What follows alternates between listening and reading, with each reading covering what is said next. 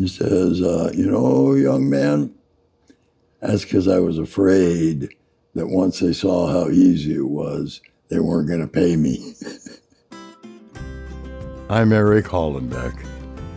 Welcome to Tales from the Ox. I'll tell you a story. I quit school. I went to work surveying. And the company that I was working for got a job in Chico. And they were putting in a new sewer line. No problem. Surveyed it, cut here. All of a sudden, they ran into a boulder, huge. I mean, gargantuan, 15, 20 foot in diameter. It was huge. And back then, we didn't have the equipment to pull it out. It was in the middle of town, couldn't dynamite it. It was, and I happened to be there when the boss were discussing what to do with it. And they brought in a lapidary guy. I'm just watching. I'm just standing back over here. I'm only 15, but I'm listening all the time. And the lapidary guy goes over, he looks at that big old, goes down in the hole, looks at that big old hoonie, and he says, if I break that into three equal pieces, can you move it? Yes, sir, we can move it.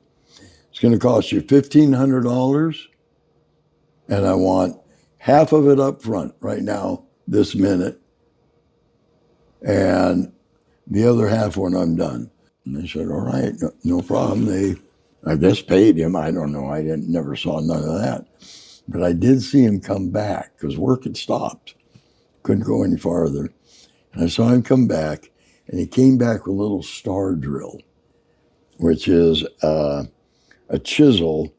Instead of one blade like we think of a chisel, it's got 4 blades, and they're in the shape of a star. He started at the top of that rock. Chink, chink, chink, chink, chink, chink, chink, and he's chipping his way down, makes a hole. Chink, chink, chink, chink, chink, chink, that's him beating it. Chink, chink, chink, chink, he goes all the way down. And then he makes holes around this way. And then he brings out wooden dowels. And he cut them about this long.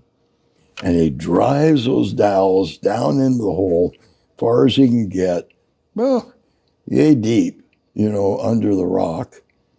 And then he brought out a cup of water, and he pours water in every one of those dowels.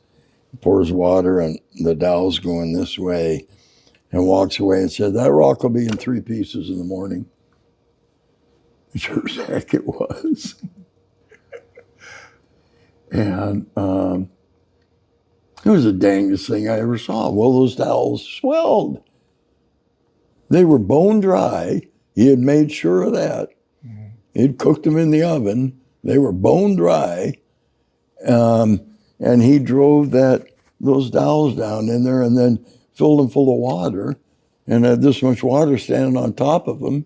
And they sucked that water up. And that's how much pressure the hydraulics has got. And they pressurized that rock. Well, also he knew where the riff cracks were. So everybody said, wonderful, they got the rock out of there. Great, great, great, great. We weren't working yet. And I was watching, and I saw him walk. He's going to go away to the car. Well, I'm a little kid. I'm not a threat to anybody. So I walk up and said, hi.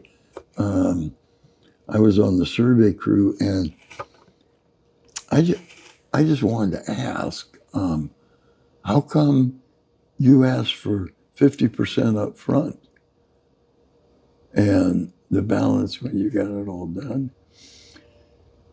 He says, young man, that's because I was afraid that once they saw how easy it was, they weren't going to pay me.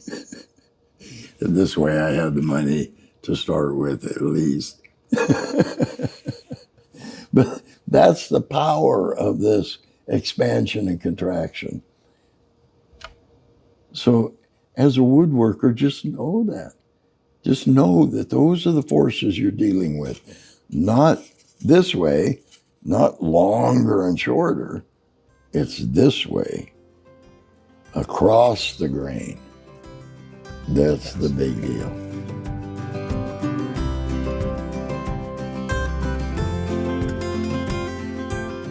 So thanks so much for watching. I hope you enjoyed it.